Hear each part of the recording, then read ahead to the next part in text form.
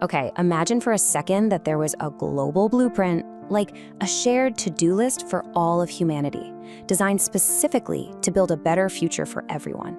Well, that's exactly what we're going to break down today. So, let's start with that big question. What if all of humanity had a single unified to-do list?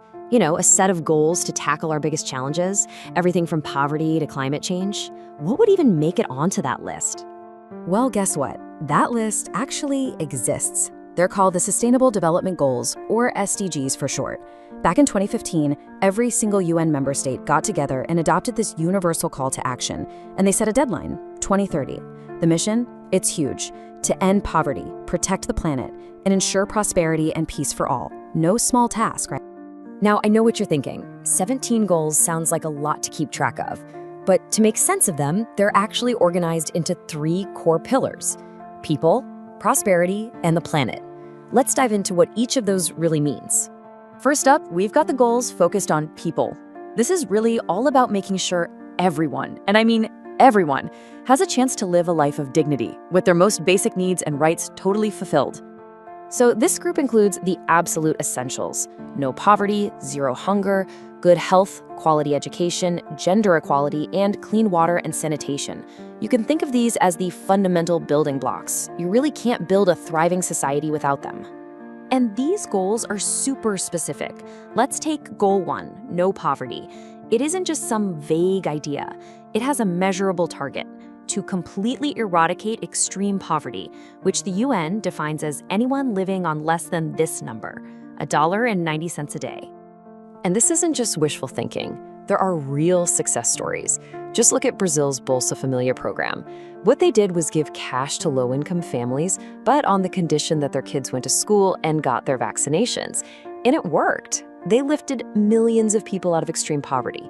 It's just a powerful example of how smart, targeted policies can make a huge difference. All right, let's move on to the next pillar: prosperity.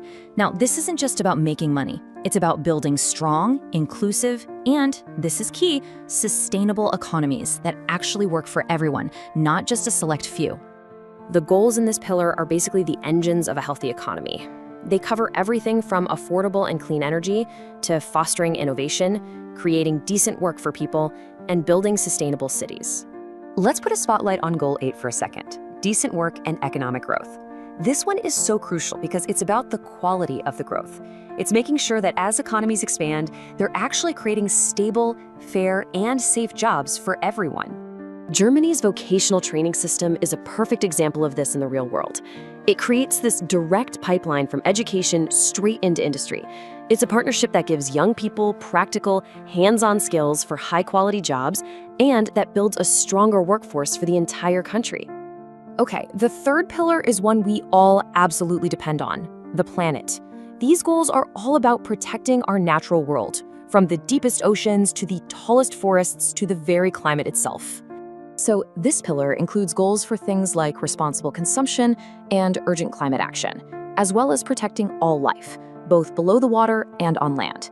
It's a recognition that, hey, a healthy planet is the foundation for absolutely everything else. And if you want to see the impact these goals can have, just look at Costa Rica. Back in the 1980s, its forest cover had dropped to a scary 21%. But after decades of deliberate action, it's now back over 50%. That is a truly massive turnaround. So how'd they do it? It was all about focused policy. Costa Rica invested heavily in reforestation and renewable energy, and now they're a global leader. They've proved that protecting ecosystems can absolutely go hand in hand with economic development. So we have our goals for people, prosperity, and the planet. But there are actually 2 more goals that kind of act as the glue. You know, they're the foundation that makes achieving all the others even possible. These are Goal 16, which is all about peace, justice, and strong institutions, and Goal 17, which is focused on partnerships. Think about it. The first one creates the stability you need for any progress, and the second one makes sure we're all working together to get it done.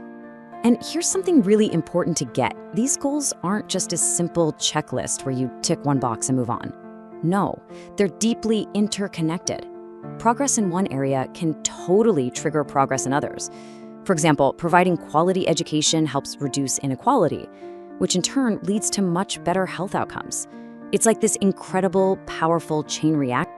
Okay, so this is an ambitious, incredible plan. But that 2030 deadline is getting closer and closer. So the big question is, what are the biggest hurdles we still need to clear? There are some major obstacles, for sure. Conflicts and political instability can wipe out decades of progress overnight. There are huge funding gaps, especially for lower-income countries. Climate change is a massive threat multiplier, making everything harder. And of course, deep-seated social inequalities are still holding far too many people back. But even with all those challenges, the vision itself remains so powerful. The SDGs are, at their very core, a comprehensive blueprint for the kind of future we all want to build, one that's more fair, more prosperous, and truly sustainable for generations to come. Which really leaves us with one final essential question. Because this isn't just a plan for governments or giant organizations. Achieving these goals, it's going to take all of us. So, what role will you play in building this future?